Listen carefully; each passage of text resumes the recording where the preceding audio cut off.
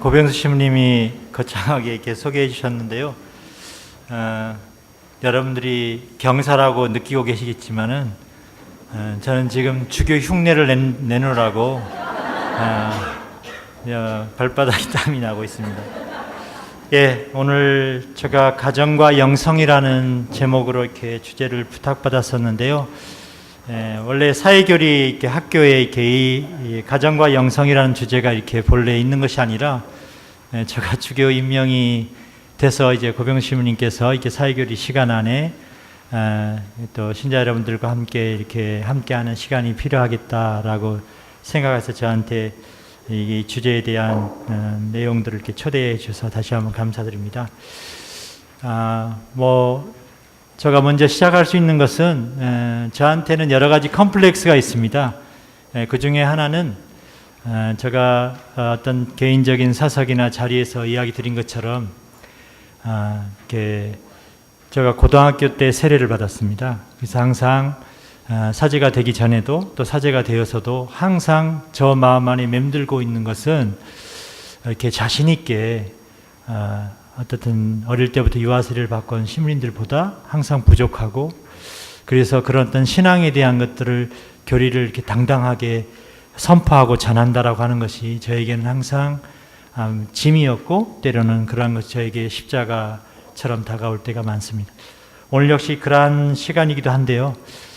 저는 오늘 오면서 이렇게 신자 여러분들이 이렇게 교구가 이제 커져가면서 단지 어떤 레지오뿐만 아니라 다양한 신심단체뿐만, 또 여러 활동뿐만 아니라 이렇게 교리신학원이나 아니면 이런 사회교리 학교 같은 것들을 하면서 이렇게 교구에 많은 신자분들이 이제 커져가고 있는 그러한 시점 안에서 이러한 어떤 우리가 배움이라고 하는 의미가 있을 수도 있고, 우리가 하나님을 안다라고 하는 측면 안에서 이것이 무슨 의미가 있는가라고 하는 것들을 생각해 보게 될 때 먼저 저는 작은 에어를 가지고 시작을 해보고 싶습니다.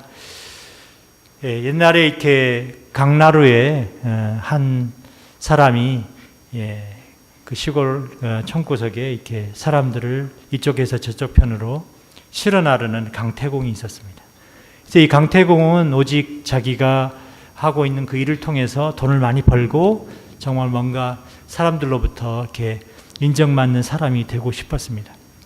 그런데 어느 날 이 강태공이 사람들을 실어 나르면서 지루한 거죠, 이제. 그래서 지금 이곳보다, 이 깡촌보다 도시로 나가서 자기가 앞으로 젊기도 하고 더 많은 것을 경험하고, 그래서 그러한 많은 경험을 통해서 좀 더 지금보다는 좀 더 성숙하고 좀 더 든든한 사람이 될 수 있지 않을까. 그래서 어떻게 하면 내가 도시로 나가서 그런 경험을 할 수 있을까라고 하는 그러한 생각을 하면서 끊임없이 지내다가 어느 날 결단을 내립니다. 자, 이제 내가 지금 아니면 이것을 할 수 없으리라. 그래서 결단을 내리죠. 그래서 이 강태공이 그 강태공이를 그만두고 도시에 나가서 살기 시작합니다. 자기의 꿈을 펼치면서 이런저런 경험들을 하게 되죠. 거기에는 때로 자신이 그렇게 하고 싶었던 많은 경험들도 있지만, 또 때로는 인간으로서 또 그런 고민 안에서 겪는 그런 실패, 또 실망, 또 도시가 가져다주는 풍요로움을 기대하기도 했었지만 도시 문화가 지니고 있는 어떤 타락함, 세속적인 그런 것들을 경험하면서 그 도시에서의 생활을 이어가게 되는데, 어느 날 이 또 강태공이 이 도시의 생활을 가만히 보니까 내가 생각했던 것보다 많은 것들을 이뤄내기도 했지만 뭔가 아직도 채워지지 않는 그런 것들을 고민하면서 좀 더 이렇게 나의 어떤 삶의 의미들을 생각할 수 있는 기회는 없을까를 생각을 하다가 이 사람이 다시 결단을 내리고 다시 고향으로 돌아갑니다. 고향으로 돌아가서 그 깡촌에서 이제 했었던 것이 사람들을 실어 나르는 강태공이었기 때문에 다른 일을 찾아도 없고 그 강태공이를 하게 되는 거죠. 제가 처음에 이야기했던 이 강태공과 지금 고향에 많은 경험을 해서 돌아온 이 강태공이 같은 사람인데 너무나 다르다는 거죠. 예전에 강태공은 정말 자기가 돈을 벌기 위해서 그냥 어떤 주변에 주어진 그런 일들 안에서 그냥 생계를 이어가면서 그런 삶의 의미들을 대단하게 생각하지 않았던 강태공이었다면, 이제 도시에 나가서 많은 경험을 하고 돌아온 이 강태공은 이제 사람들은 왜 사는지, 오늘 나의 배를 타는 사람들은 이 편에서 저쪽 편으로 가면서 그들은 무엇을 위해서 삶을 살아가는지를 이렇게 알게 된 거죠. 그러니까 이제 질문 자체가 다른 거예요. 그전에는 그냥 어디 감수가, 제주도 말로 어디 감수가로 끝날 수 있겠지만, 그 사람이 뭘 하십니까로부터 그 사람이 갖고 있는 그 풍기는 삶의 의미들을 물어보게 되는 거죠. 저는 오늘 여기에 있는 여러분 모두가 이 강태공과 같은 길을 가고 있다는 것이죠. 여기에 매주 이 사회교리 학교라고 하는 것을 와서, 아니면 본당에서도 수많은 우리가 레지오, 소공동체, 수많은 단체를 통해서 우리가 매일매일 주님께서 우리에게 새로운 길을 초대하시는 그 여정 안에 우리는 새로운 강태공이 되어야 된다는 것이죠. 새로운 강태공이 될 때 교회가, 또 예수님이 우리가 하고자 하는 일이 무엇인가를 알게 된다. 어쩌면 여기에 와서 강의하시는 분들의 내용이 때로는 어렵고 또 때로는 좀 받아들이기 쉽지 않은 내용도 있을 수 있습니다. 그러나 때로는 나의 어떤 한계일 수도 있지만, 주님께서 아직은 나에게 그런 것들을 깨닫기에는 많은 시간들을 필요로 한다는 것이죠. 그래서 우리는 오늘 열린 마음으로 그러한 것들을 시작할 수 있으면 좋겠다는 생각을 하면서, 제가 오늘 가정과 영성이라고 하는 것 안에서 오늘 영성의 이야기를 먼저 시작을 하게 되겠는데요. 오늘 저의 강의를 듣고 나면 우리 교회 안에서 신자분들이, 또 신부님들이, 강론뿐만 아니라 신자분들이, 오랫동안 성당을 다녔던 신자분들이, 아니면 요즘 새로운 신자분들이 추구하는 그런 어떤 신앙생활의 단면을 조금은 우리 교회 안에 놓여져 있는 현실들을 이해하는 데 도움이 되지 않을까 생각합니다. 먼저 2000년 우리 교회가 지내온 시간은 한마디로 하느님 사랑의 신비를 하나씩 배우고 익히는 가운데 모든 사람들에게 어떻게 하면 인간이 가야 될 그런 참된 길을 보여왔다고 할 수 있습니다. 그래서 매년 성탄 시기가 되면 예수님께서 이렇게 이 땅에 오신 강생의 신비를, 우리가 은총과 진리가 충만한 그 강생의 신비를, 강생 사건을 기념하면서 오늘 교회가 그 신비를, 그 섭리를 어떻게 우리 교회 가르침 안에서 그 녹여온 현실들을 우리에게 경험하도록 해줍니다. 이러한 행보들은 구약의 아브라함에서부터 하나님 백성의 여정이 이어지는 수많은 예언자들이 등장하고요, 성인 성녀들이 등장합니다. 그래서 바로 이러한 분들이 교회의 커다란 교부들뿐만 아니라 굉장히 엄청난 교회의 보물들을 만들어내게 됩니다. 그래서 이러한 여정 안에서, 교회의 큰 울타리 안에서 더욱더 우리가 조명을 하게 되고, 많은 사람들의 어떤 삶을 한 걸음 한 걸음 이렇게 나아가게 했다라고 생각할 수 있는데요. 물론 사람들이 함께하는 자리인지라 그 업적과 함께 풍부한 신앙의 유산들이 등장하지만, 반대로 교회의 이름으로 저질러진 악행, 죄들이 또한 우리의 현실 안에 있었습니다.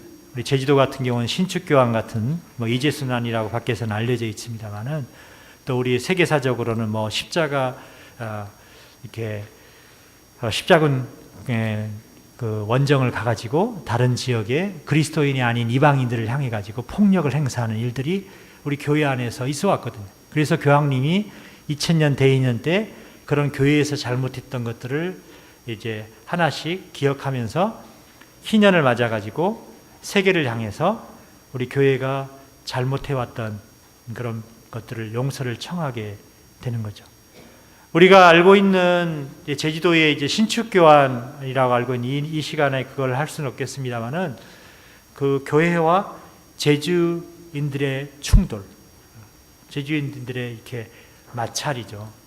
그래서 제주 천주교 신자들이 거의 한 예비자가 포함해가지고 약 700명 신자들이 이제 죽음을 당한 사건이죠.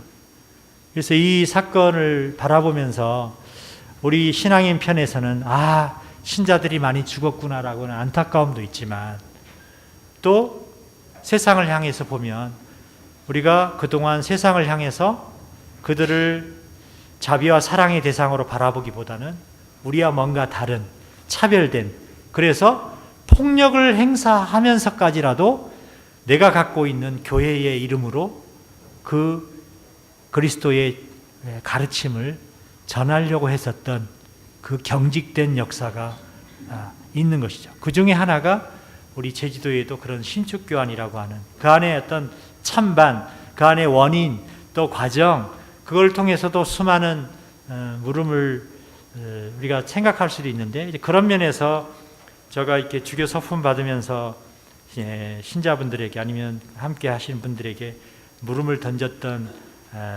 질문이 그겁니다. 교회는 제주를 위해서 죽었는가?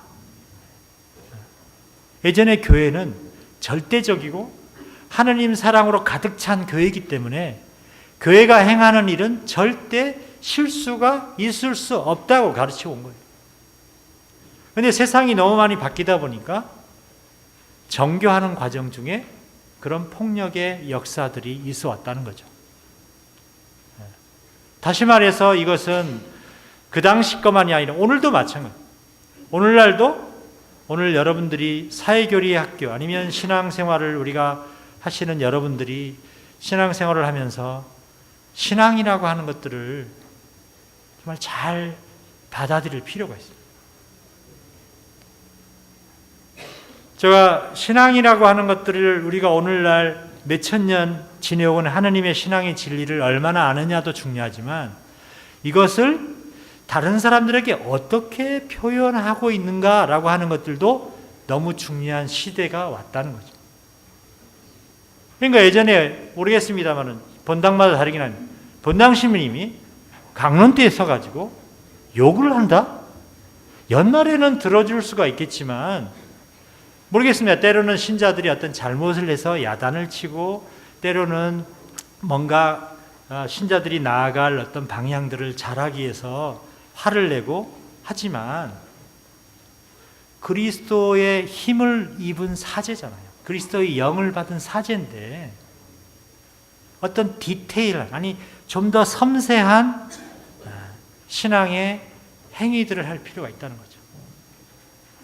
그런 면에서 오늘 제가 가정과 영성이라는 안에서 이 영성이라고 하는 것들이 다른 게 아니에요. 제가 오늘 여기서 이야기하는 것들을 보면 다 내가 안 들어봤던 내용이 아니라 다 들어봤던 내용인데, 왜 내가 기쁘지 않았을까?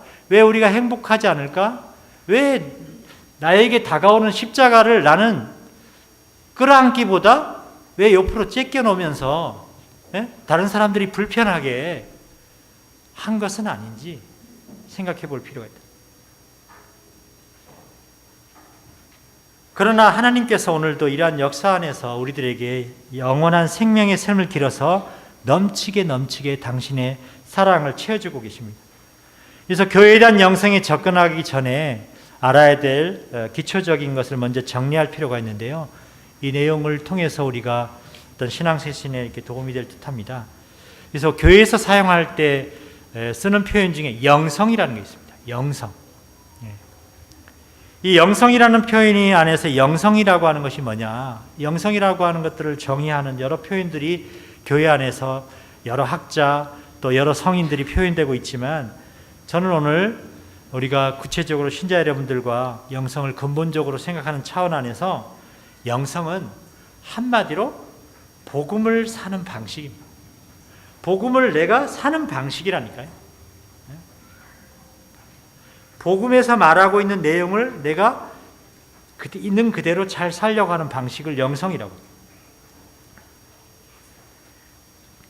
그래서 이게 크리스찬적인 삶의 방식이고, 그래서 우리는 우리의 삶의 방식에 대한 것을 질문 던지게 되고, 그래서 특별히 우리의 신앙생활이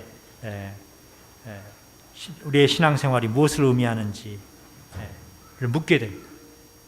제가 영성이라고 하는 책, 영성에 대한 것들을 요약해서 보니까 초대교회 안에서 영성은 하나예요.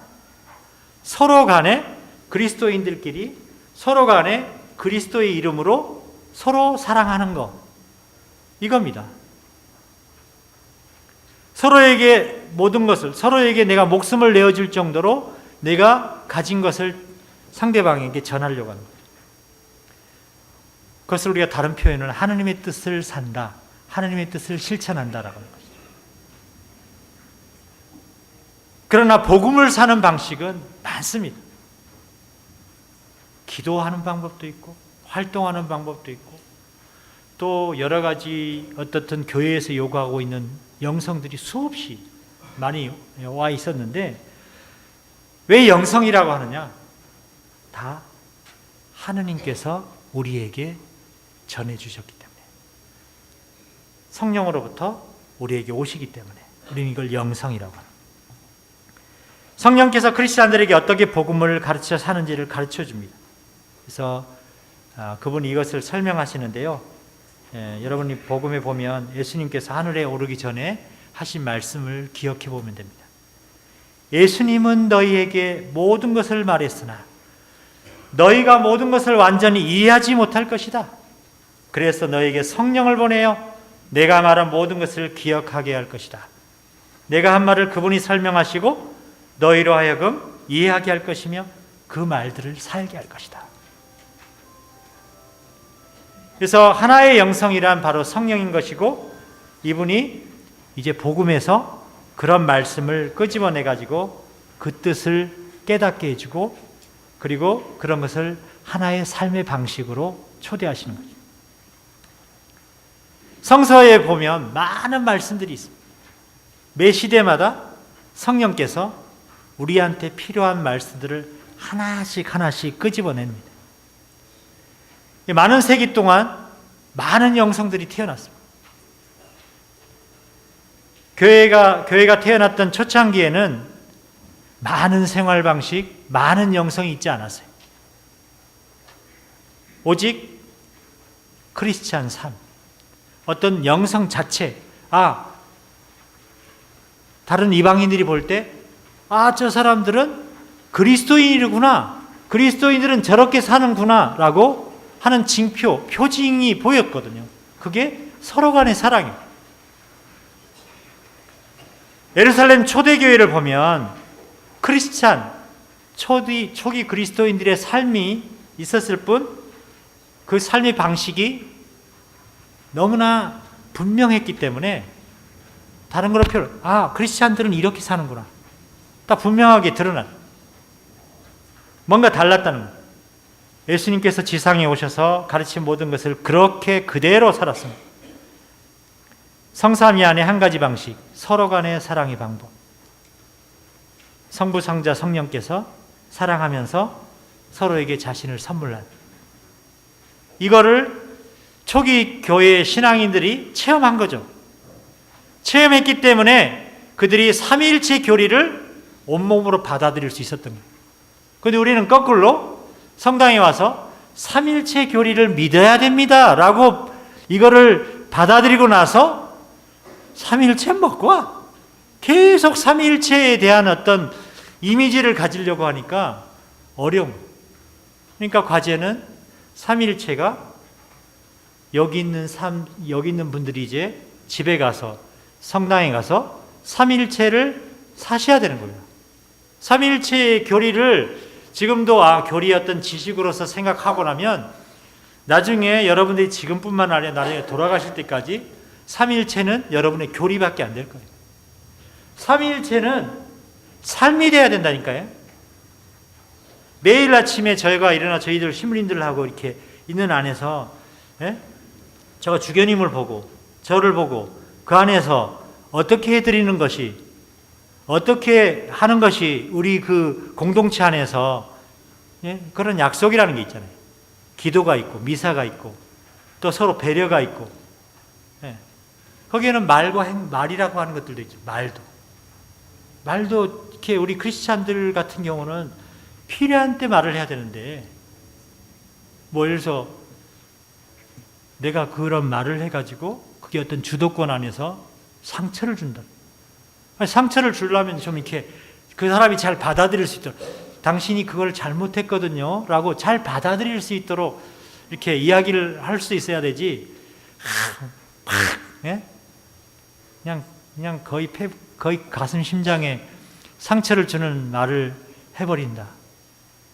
그래서 제가 여기에 초대하는 것은 우리가 성삼위의 삶을 우리가 초대교회 안에서 이렇게 그런 이 땅에 오셔서 제자들을 사랑하며 하나가 되도록 가르쳐 주신 예수님의 방식이죠.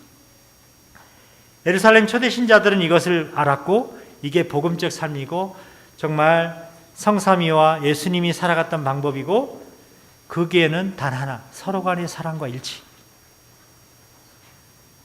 그래서 크리스찬 사도행전을 쭉쭉쭉쭉 보다 보면 매일 그들이 만나서 기도하고 예수님과의 그런 경험을 이야기하면서 사도들 안에 그 이야기를 보면 다 서로 사랑했기 때문에, 서로 너무너무 사랑했기 때문에 한 마음 한 영혼으로 예배를 드리고 공동체 안에서 차별이 없고 모두 형제 자매, 우리는 형제 자매라고 했다는 거죠.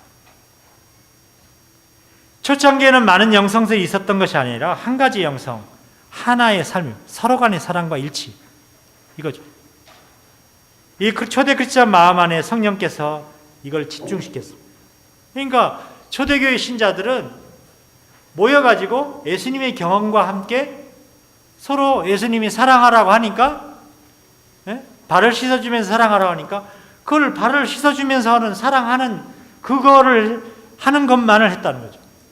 다른 걸 한 게 아니에요. 오늘 제가 여기에 다양한 영성을 전부 말할 수는 없지만 몇 가지 맥만 이야기를 하는데요. 첫 번째, 성령께서 2000년에 걸쳐가지고 여러 가지 크리스찬 삶에 필요한 것들을 하나하나 꼬집어내는 중에 새로운 방식의 말씀을 끄집어냅니다. 그게 첫 번째 뭐냐면 온 마음을 다하고 온 힘을 다하고 온 영혼을 다하여 하느님을 사랑해라. 하느님을 사랑해라. 이게 성령께서 하나님 백성에게 끄집어낸 말씀입니다. 그래서 안토니오라고 하는 청년이, 20살의 청년이 이집트에서 주일날 자기 마을에 있는 교회에 가서 사도행전 말씀, 아까 서로 모여서 한 마음 한 뜻으로 기도하고 한 영혼이 됐던 그 내용을 들었습니다. 그래서 자기가 갖고 있는 재산을 털고 가지고 와가지고 그렇게 지냈다는, 그래서 가난한 사람들에게 나눠주기 위해서. 그래서 지금 교황님이 특히 가난한 사람들에 대한 당부를 많이 하는 것에 대해 특별히 하는데요. 크리스찬들은 지금 오늘날은 미사가 끝났습니다. 가서 복음을 전하. 하느님 감사합니다. 오늘 미사 끝났구나 해가지고 끝날지 모르겠지만 옛날 초대교회 신자들은 미사가 끝났으니 가서 복음을 전합시다 하면 그 다음 뭐냐? 자선행위를 했다니까요. 그거를 보고 사람들이 저 사람들은 그리스도인이구나. 저 사람들은 정말 그리스도의 가르침대로 사는 사람이구나 라고 했던 것입니다. 그런데 오늘날은 그런 어떤 전통이랄까 그런 내용들이 사라져버렸다는 거죠. 그래서 교황님이 지금 프란시스코 교황님이 이제 이번 33주일, 앞으로 평신도주의를 32주일로 땡기고 33주일을 세계 가난한 이의 날로 정하면서 또 자선주의하고는 다르죠. 그 가난이라고 하는 것이 갖고 있는 또 하나의 영성이 있기 때문에 또 자선과는 또 다른, 그래서 이런 자선과 가난에 대한 베품, 이게 초대교회 신자들이 서로 사랑하면서 했었던 덕이었습니다. 그래서 이 안토니오 성인은 감명을 받죠. 신부님이 그 사도행전 대목을 들으면서 감명을 받아, 이것 봐라, 자기 재산을 팔아가지고 그렇게 한다는 것이네. 하느님께 와서 바쳤다는 것이지, 하느님께서 나에게 원하는 것이 이것일까? 그래서 집에 갔는데 다음 주에 또 미사에 갔어요. 그러니까 예수님께서 던지는 복음 내용을 이번에는 뭘 읽게 되냐면, 선생님, 어떻게 해야 영원한 생명을 얻을 수 있겠습니까? 라는 부자 청년이 이야기를 듣습니다. 예수님께서 완전해지기 위해서는 내 재산을 팔아 가난한 사람이 주고 나를 따라라, 이 말을 들어. 안토니아가 그걸 듣고 이거 보통 일 아니다. 지난주에 가도 재산을 팔아가지고 뭐 하라고 했는데 오늘 두 번째 오래간만에 또 마음 잡고 왔는데 또 가난한 사람을 도와주라는 말을 들어. 그래서 이거는 진짜 하나님께서 나한테 시키는 거구나. 그래서 돌아가서 정말 이거 원하는, 예수님이 원하시는 이것을 해야 되겠다 해서 재산을 팔아서 가난한 사람들이 주고 자기 동네를 떠나가지고 하나님만 사랑할 수 있는 것이 어딜까 고민하다가 들판으로 나갑니다. 혼자 살면서 그 은수자들처럼 광야에 살면서 하나님만 생각해, 하나님만 오직 생각하는 생활을 해야 되겠다. 그래서 마음속에 예수님을 따라야 한다는 것은 다른 게 아니라 하나님을 온 마음, 온 영혼, 온 생각을 다해서 따르는 거예요. 그래서 그분을 따르려면 내가 가지고 있는 것을 버려야 된다, 이 생각을 하게 돼요. 얼마 안 있다가 안토니아는 하나님을 따라가기 위해서 이제 사람들과 떨어져서 더 멀리 이렇게 혼자서 더 깊은 숲속으로 광야로 가게 되는 거예요. 그래서 어떤 분들은 그거를 사막이라고 해요. 우리가 뭐 사막이 뭐 물이 없고 이런 쪽으로의 이야기만 하죠. 사막은 때로 이렇게 사람들이 다니지 않는 곳, 물이 없고 모래만 있는 사라 사막만이 아니라 사람이 살지 않고 나그네들만 가끔가다 지나는. 안티오스 성에는 하나님하고만 온통 지내고 싶기 때문에 그곳으로 간 거죠. 기도하고 보석하고 단식하며 지냈어요. 하나님의 위대하심을 생각하면서 계속 기도했습니다.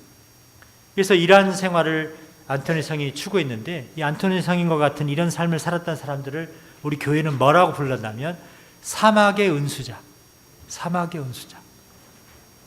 하나님을 사랑하기 위해서 그들은 사막으로 가서 하나님께 온 마음 다해서 기도하는 것이 자기들의 생활입니다. 그러나 우리가 크리스찬, 오늘날 이야기할 때 크리스찬은 어떤 사람입니까 하면 하나님을 사랑하기도 하지만 이웃을 사랑하는 사람이 크리스찬입니다. 우린 지금은 이렇게 이야기하지만 이제 하나님을 그 당시에는 사랑하는 것이 첫 번째입니다. 그래서 예를 들어서 노동을 해서 번 돈으로 어려운 일을 돕거나 뭐 여행자들 또는 순례자들을 맞아들이고 대접하는 것들 같은 것이 이웃을 향한 행동일 수 있습니다. 그래서 그 당시 이런 사막의 은수자들이 영적인 스승이 돼가지고 그런 분별을 해준 거죠. 하나님께 기도하면서 그렇게 살라고. 그래서 이분들이 하나님께 전적으로 사는 사람들이었기 때문에 사람들이 자기들이 하지 못하고 있는 것을 하고 있으니까 이분들을 찾아와가지고 문제를 이야기하는 거죠. 우리 집의 가정 문제라든지 여러 문제 이야기하면서 이거 어떻게 하겠는지. 영적인 스승들이 이렇게 하나님께 기도하면서 이렇게 극복해라 라고 이렇게 조언을 아끼잖아요. 그러나 이 은수자들이 이제 삶은 혼자서 지내는 것이에요. 필요할 때만 뭐 다른 사람이 어떤 도움을 받을 수는 있겠지만 주로 혼자. 이런 영성은 개인적인 영성입니다. 개인적인 영성. 자기 자신만을 위한 신앙생활이라고 볼 수 있습니다. 외롭지만 혼자서 하나님께로 갈 수 있다는 식이죠. 첫 번째, 성령께서 우리한테 일깨워준 영성이 이것. 다른 영성을 볼 텐데요. 그 다음에 태어난 것이 이것입니다. 이제 성령께서 온 마음 다해, 온 영혼 다해 그 첫 번째 계명을 보여주셨는데, 이제 두 번째 계명, 이웃을 내 몸처럼 사랑하라는 이 계명을 이제 끄집어내죠. 그래서 이 말씀을 교회에 어떻게 실현하게 했을까? 사람들을 통해서. 예를 들면 터키에 이제 바실료라는 사람이 있었어요. 이 바실료 성인이 사막의 은사주 이야기를 듣습니다. 처음에. 그래서 자기도 살고 있는 그 지역, 이집트, 시리아, 주변의 팔레스티나 이런 데 다니면서 은수자들의 조언을 듣고 또 그분들의 삶을 갈망했어요. 그래서 그분들이 살아가는 삶이 너무 좋은 거예요. 정말 나도 그렇게 살아보리라. 그래서 이제 하나님 안에서 살아야지 해서 자기가 한번 실습해 본다고 근처에 있는 강가에 가가지고 천막 치고 혼자 이렇게 막 기도해 본 거예요. 근데 마음 한쪽에 편하지 않아. 혼자 이렇게 지내는데 하느님만을 지내는데 은수자들처럼 기뻐해야 되는데 뭔가 편치 않아요. 그래서 이제 자기가 옛날 같이 지냈던 친구 생각도 나고 자기하고 가까이 있는 아주 가깝게 지내는 사람들 생각이 납니다. 아니 나 혼자 말고 그 아이들도 데려다가 같이 이거 하면은 좋지 않을까? 그래서 이제 자기 동네가 친구들한테 말하죠. 야, 복음을 살려면 서로 도와주면 좋겠다.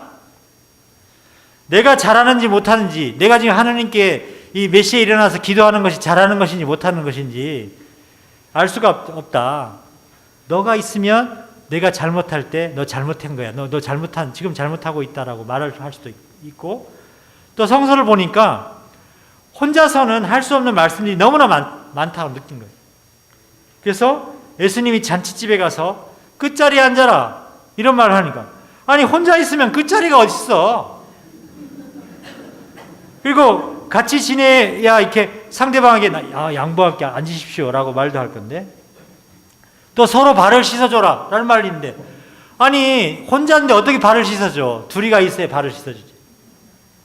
또 용서하라고 했는데, 용서하려면 나를 괴롭히고 하는 사람이 있어야 나도 용서해야 되겠다라고 그런 덕을 닦을 건데, 그래서 남이 잘못을 참아주라고 참는 대상이 있어요. 그래서 누군가 옆에서 못살게 굴어야 그런 참는 훈련도 하고 인내도 키우고, 그래서 복음을 살려면 이 사람이 같이 살 필요가 있다. 그래서 생겨난 것이 수도입니다. 스님들이 이제 이 시대의 연날을 보면 흔적인 거죠. 거슬러 올라가면 스님들이 이렇게 공동체를 이루어 살게 되는 것은 하느님 사랑 안에서 서로를 보완해 주면서 하느님께 그 성덕을 잘해 가려고 합니다. 그러나 이렇게 말했던 이 영성도 개인적인 영성이에요. 같이 살긴 살지만 하느님께 갈 때는 혼자 가야 돼. 그러니까 같이 살긴 하지만 기도는 같이 할 때도 있지만 따로 이렇게 기도방이 다 마련돼 가지고 기도하는 시간에는 같이 할 때도 있지만, 오늘날은 같이 하는 쪽으로 많이 이루어지지만 예전에는 기도하는 방이 따로따로 있어요. 기도하는 시간 되면 따로 들어가 가지고 기도하는 거예요. 그래서 오늘날 유명한 수도원, 외국에 가서 성지순례 하다가 유명한 수도원에 가보면 기도방들이 다 있어요. 기도방들이 그 수도원 안에 엄청나게 마련돼 있어요. 그러니까 내가 묵상할 수 있게 남이 도와주는 거죠. 맨날 기도만 할 수 없잖아요. 밥 먹는 시간에 누가 밥도 마련해 줘야 되고, 또 너무 기도하다 보면은 지금 잠도 자야 된다라고 해서 종도 누가 울려줘야 되고, 뭔가 이렇게 서로를 돕고 이해하는 서로 간의 어떤 사랑의 방식으로 살아가는 것이긴 하지만, 서로 돕는 이유는 하느님 앞에 잘 나아갈 수 있도록 이렇게 돕는 거죠. 앞에서 이야기한 두 가지 삶의 방식은 다 몇 년 동안이요? 1000년 동안. 이런 방법밖에. 하느님께 나아가려면 사막으로 가든지 수도회로 들어가든지 이거밖에 없었습니다. 하느님께 나아가는 사람은. 그래서 이 두 가지 영성이 주어져 혼자 사느냐, 수도원에서 지내면서 침묵을 지키면서 단식하면서 묵상하면서 독방에서 지내면서, 때로는 극기 훈련차 창살이나 어떤 청 같은 걸 몸에 때리면서 극기하면서 이런 생활 같은 것들이 많이 늘어나게. 예수님도 사막에서 40일 지냈다는 그런 이야기도 있고요. 또 기도하실 때 혼자 산으로 가셨다라고 하는 대목들, 이게 다 하나의 영성으로서 우리 교회의 영성의 모습들입니다. 그러나 기도하는 거, 침묵하는 거, 이거 가톨릭 우리만 있는 게 아니라 다른 종교에도 있어요. 이슬람, 불교. 우리가 용어만 다르지 출가한 스님들, 결제 스님들, 안반수이라고 하는 수도 방법으로 해가지고 호흡법을 통해가지고 침묵하면서 기도하거든요. 이거 그다음에 동안거 하안거 해가지고 엄청나게 영신수련으로 기도하는 분들이 많이 계시죠. 다른데. 그 다음에 이 영성 다음에 나타나는 우리 교회의 영성은 성 프란치스코와 성 도밍고 영성입니다. 성령이 이끄심 안에서 성경에 보면 예수님께서 둘씩 짝지어서 파견한 대목이 나옵니다. 그래서 하느님 나라 선포해라고. 그래서 선포하되 식량 자루나 여분 자루는 가지고 다니지 말라라고 하죠. 가난하게 살라고. 그래서 그 대목을 읽다가 성 프란치스코하고 성 도밍고도 이거다. 이게 우리의 삶이다. 이걸 본받자. 그래서 사람들에게 다가가서 복음을 선포해야 되지. 자기 혼자만 혼자서 수도원 안에서 이거 아니다. 나가서 복음을 선포해야 돼. 도시와 광장으로 가서 하느님을 선포합니다. 그러나 나름대로 침묵하고 보석하고 나름대로 개인 어떤 기도는 또 따로 하는 거죠. 한마디로 또 이러한 방식이지만 개인적인 영성이죠. 이 두 성인의 시대가 중세 시대까지 갑니다. 중세기의 특징에 보면 모든 것이 하느님 중심이라고 이야기하고 교회 건축물도 보면은 이렇게 끝이 제대 쪽에 가면은 이런 반원형 공간이 있어가지고 거기에 그리스도가 그려져 있고 또 그러한 것들 안에서 이제 그게 하느님 중심의 그런 건축물이라고 하는 걸 보여주죠. 그래서 이 중세기에는 모든 것을 하느님을 사랑하고 하느님을 위해서 집중하도록 이렇게 주변의 건축물뿐만 아니라 모든 교회 구조들이 진행해 와요. 이렇게 해서 중세시대가 끝나서 한 1400년, 1500년이 지나니까 르네상스, 인본주의 시대가 등장합니다. 인본주의 시대라고 하는 것은 뭐 학교에서 다 배웠을 것이지만 새로운 관심이 이제 하느님 중심이 아니라 이제 인간이 중심이다. 인간의 어떤 중심을 가지고 이제 표현하려고 하는 것들이 많이 등장합니다. 그러다 보니 인본주의 특징을 그린 그림이 레오나르도 다빈치라는 사람이 그리고 있죠. 우리가 가끔가다 이렇게 팔 벌려가지고 여러 가지 있는 그림들. 중세기에는 세상을 뜻하는 교회의 반원형 공간에 그리스도를 그렸다면 인본 시대에 와서는 예수님 대신에 사람을 막 그려요. 사람의 어떤 미학 같은 것들을 굉장히 발전시켜요. 그러다 보니까 이거 인간에 대한 인간의 어떤 인식, 인간의 중요성이 강조되다 보니까 영성도 이거에 영향을 받게 되는 거예요. 데레사나 십자가 성요한 같은 경우는 이제 우리 내면 안에 내 마음 안에 들어와 있는 우리 마음 안에 들어와 있는 저 깊은 내면의 내공들을 바라보는 영성이 발전해요. 그래서 침묵하고 그런 신비가로서 그런 묵상을 통해 가지고 잡념을 줄이고 온통 내 마음 안에 있는 그 깊은 곳에 들어와 있는 우리 인간 안에 깊이 들어와 있는 하나님의 존재를 느끼려고 이렇게 그런 영성들이 태동합니다. 그래서 인간 영혼 안에 하나님의 성삼위가 들어와 있다라고 하는 인식들이 태동하는 거죠. 그래서 하나님과 대화하려고 하니까 정말 최대한 침묵하고 마음과 정신을 집중해야 돼요. 십자가 성요한은 이런 마음에 들어와 있는 하나님을 더 잘 하려고 하는 분심이 너무 많이 생기는 거라. 그래서 그 분심을 이렇게 내려놓기 위해서 마음을 비우는 훈련을 이제 십자가 성요한은 특별히 하게 됩니다. 그래서 인간 마음 안에 있는 그런 영성, 각자 안에 들어와 있는 그 성삼위의 그런 서로 간의 사랑의 그 내용들을 이렇게 신비로서 받아들이려고 합니다. 그래서 성경에 보면 너희가 나를 사랑하면 아버지와 나는 너에게로 가서 너 안에 머물 거다. 이 역시 성령께서 끄집어오자 하는 말씀으로 우리 안에 계신 예수님과 성령을 보게 해주는 또 다른 신앙생활 방식. 그래서 예수님께서 기도할 때 방문을 닫아 걸고 혼자 청해라. 내 안에 계신 아버지께서 들어주실 거야. 내 안에 계신 아버지께서 들어줄 거야. 그 다음에 이제 성령께서 내가 아팠을 때 너희가 찾아주었고 배가 고팠을 때 너희가 먹을 것을 주었다. 이런 우리 마태복음 25장에 나오는 그런 최후의 그런 심판에 대한 내용 나오면서 하는 대목이죠. 형제들의 가장 보잘것없는 내 형제이 나에게 해준 거다. 이런 대목들. 그러다 보니까 형제들에게 봉사하는 것이 하느님이 좋아하시는 영성이다. 이게 발전하는 거예요. 이 까밀로 성화는 병자를 극진히 돌봅니다.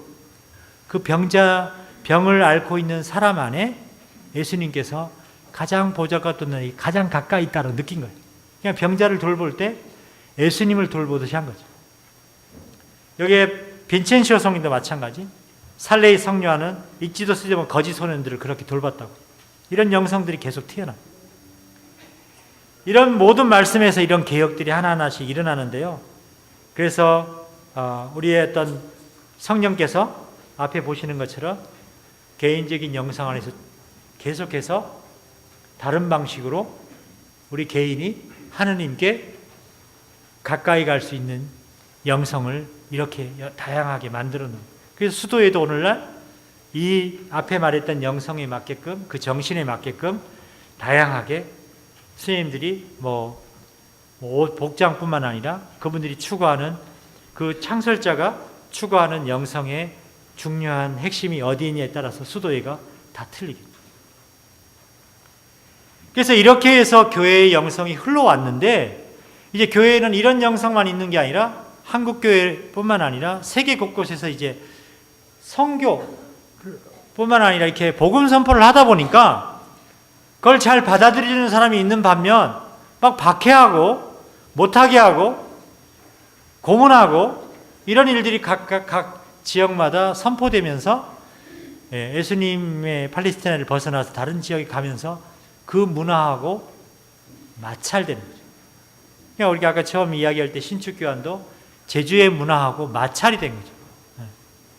그런 문화의 그러한 것들을 이겨내지 못한 거예요. 그러다 보니까 순교자들이 이제 세계 곳곳에서, 특히 우리나라에도 초기 교회 안에서 순교자들이 엄청나게 많이 나요. 어쩌면 한국교회는 그런 순교자들이 희생 후에 세워진 교회다라고 말을 하고, 지금도 우리 성인들 중에 한국에는 순교 성인들밖에 없다 할 정도로 순교성들이 흘러넘친, 아직도 계속 시복시성이 이루어지고 있고. 그래서 예전에는 시복시성 운동을 하면 되게 한 인물의 어떤 삶이, 그분이 정말 대단하다, 그분이 피를 흘리면서까지 이런 삶을 살았구나, 그분에 대한 어떤 조명을 굉장히 부각시키고, 그분이 우리가 따라가지 못할 정도의 그걸 막 높이다 보니까 우리는 따라가지 못하고 그냥 그냥 멀리 가셨구나 이렇게 해서 그렇게 조명해 왔다니까요. 근데 오늘날은 왜 우리가 순교자에 대한 것들을 공부하고 순교자에 대한 내용을 아느냐? 순교자들이 배교할 수도 있고 신앙을 버릴 수도 있었는데 왜 그들이 버리지 않았지? 그들 마음 안에는 도대체 뭐가 있었던 겁니까? 라고 하는 것들을 이제, 그래서 나중에 보니까 신학자들이 순교자 영성은, 그 순교자들은 벌써 성인이 돼가지고 월계관을 받아 쓰는데 이거는 우리를 위한 거죠. 우리가 일상 안에서 만나는 십자가나 일상 안에서 만나는 수많은 신앙적인 내용들을 어떻게 극복하지? 어떻게 살아내야 되지? 라고 할 때 이 순교자들이 가졌던 신앙의 그 튼튼함을 우리가 한번 그들이 그 어려운 시기 때 어떻게 그 십자가를 짚고 걸어갔는지를 바라는 것이죠. 제가 이제 마지막으로 이 영성에 대해서 끝내면서 마무리하려고 하는 것이 공동 영성, 사회 영성이라기도 하고요. 자, 이제 개인의 영성에서 하느님께서 오늘날 소공동체를 강조하고 레지오뿐만 아니라 이런 단체를 강조하는 시대를, 또 평신도들의 제2차 바티칸 공의를 통해서 우리 하느님께서, 성령께서 우리한테 일깨워 주시는 영성의 흐름이, 큰 맥락이 뭐냐? 공동 영성의 때가 오고 있다는 거예요. 옛날에는 우리 혼자 성인이 되는 것만이 하느님께서, 예수님께서 원하셨는데, 이제는 나한테 올 때 이제는 혼자 오지 마. 다 같이 와볼라. 다 같이 이제는 와장창. 이게 공동 영성이에요. 이 공동 영성을 서로 도와주기 위한 도구가 소공동체고, 여러분이 레지오고 그 신심단체에 있는 내 안에 맡고 있는 그거거든요. 그 공동 영성을 살기 위한 도구예요, 도구. 그게 다 도구라는 거죠. 그러니까 도구라는 인식을 가져야지, 뭐 레지오가 더 좋은 거예요, 이게. 그루실려가 더 좋으면. 소공동체 최고. 이게 난리. 예수님께서 평신도들의 제2차 바티칸 공통회 평신도의 소명을 더 올려놓으면서 오늘날은 이제 평신도의 영성의 시대예요. 그러니까 신부님들도 사실은 많은 반성 안에서 이 공동연성에 대한 모색이 필요한데, 제가 주교 임명이 돼서 주교 피장을 할 때 제가 이렇게 강주교님이나 우리 김창일 주교님 생각하면 이거 뭐, 그래서 요즘 누가 물어봐요. 아, 주교님 되니까 소감이 어떻습니까? 사자성어로 혼수 상태. 이게 잘하는지 못하는지. 예전에는 제가 이렇게 하는 기도 시간에만 가서 기도해도 됐는데, 이제는 강주교님을 옆에 봐도 아, 이분이 이제 저녁에 1시간씩 묵상하는구나. 예? 이걸 자주자주 해봤던 사람이나 하는 거지. 가서 앉긴 앉는데 30분간 눈 부르뜨면서 하긴 하는데 이게 잘하는 건지, 예? 이게 잘하는 건가? 오늘 제대로 하나님 백성을 위해서 하는 기도가 되고 있나 이거? 그러니까 이런 공동영성이라고 하는 안에서 제가 이야기 드리고 싶은 것은 뭐냐면, 우리가 사제직, 예언직, 왕직이 있잖아요. 이거는 예전에는 어떤 직무적인 것을 강조하기 위해서 사제들에게 아니면 주교들에게 그런 것도 있지만, 제가 공동영성 안에서 마무리하고 싶은 것은 보편적 사제직이 저는 너무너무 중요하다는 사실을 이번 피정 가서 느꼈어요. 그래서 제가 주님께 기도하면서 주교가 이제 돼서 강주교님이나 김창일 주교님 아니지만 어떤 해야 됩니까 이거? 그러는데 저희 내리를 10일 동안 피정하면서 내리를 계속 때렸던 건 뭐냐면, 속된 표현으로 평신도처럼만 해. 평신도들이 보편적 사제직에 대한 그 정도만 해, 그 정도만. 다른 거 하지 말고, 나한테 뭐 업적이나 성과를 하지 말고 보편적 사제직, 다른 사람들이 볼 때 아, 저분이 사제구나, 저분이 주교구나, 아, 저분이 천주교 신자구나. 여러분들 같은 경우는 다른 사람들이 볼 때 아, 천주교 신자는 다르다 해. 이게 우리의 선물 아니에요? 그런 시대 안에서 우리의 어떤 교회 영성들을 이제 저는 개인적인 영성이 중요합니다. 개인적인 영성 안에 아까 쭉 이야기했던 그런 어떤 방법을 통해서 항상 하느님께 깨어있는 것이 중요하지만, 이제 여러분들에게 과제는 공동영성의 시대예요. 그냥 공동영성의 시대니까 어떻게 해요? 개인적인 기도도 중요하지만, 예? 사람들 모이는데 잘 가야 돼. 또 잘 가고, 잘 가가지고 잘해야 된다는 거죠. 내 이야기만 냈다 하는 게 아니라, 예?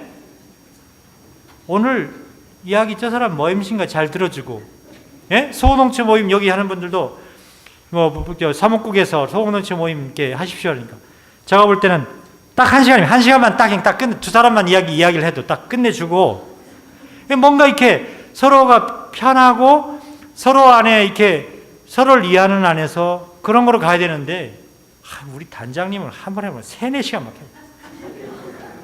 그리고 한 사람이 또 이야기하면 40분. 제가 볼 때 복음적 나눔은 3분이면 충분해요. 3분에 이야기할 줄 알아야 되지, 한번 냅다 이야기하면 20-30분. 처음에는 20-30분이 필요하겠죠. 처음에는 이제 그분이 잘 모르니까 어디 출신이니까 어디서 어떤 여기 온 맛이, 어떤 신자된 맛이, 이거 하자면 이거 3분 만에 안 되죠. 그래서 이제 첫 번째 시간 마무리하면서 공동영성의 시대가 여러분들에게 이제 왔다는 거죠. 그러니까 여러분들이 하는 소공동체 모임, 레지오 공동체 모임은 여러분의 영성을 쑥쑥쑥쑥 키우는 기회이기 때문에, 예?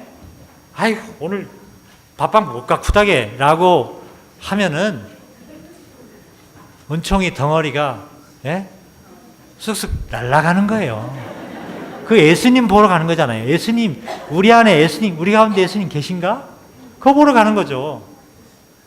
그거를 느끼러 가야 되는데 가면 그 사람 잘도 이야기 말하니 많이 하시.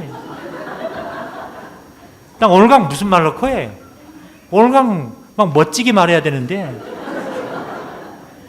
그러니까 서로 공동 영성을 사는 사람들이 잘 서로 우리가 하느님께 나아가는 사람들이니까 하느님께 잘 나아가도록 도와주면 이제 뭐 우리 시대 때는 해줄 때는 하지만 우리가 잡으면 좀 빠른 시일 내에 하늘나라 가려면 같이 가버리니까 같이 그냥 한꺼번에 이 뭐 한 사람 누구 보내고 이 사람 훌륭하니까 우리가 기념학 구다가 한꺼번에 가버려요. 한꺼번에. 그래서 여러분 앞으로 기도할 때 예? 아, 나 혼자 뭐 이렇게 뭐 그런 것도 노력하지만 그냥 우리 성당 뭐 어느 성당 예? 한꺼번에 그냥 예? 하나님 나라 그냥 올라가 볼 수 있도록 예? 자주자주 기도하는 그런 열린 마음의 신자들이 되었으면 좋겠습니다. 그래서 잠깐 쉬었다가 다음 시간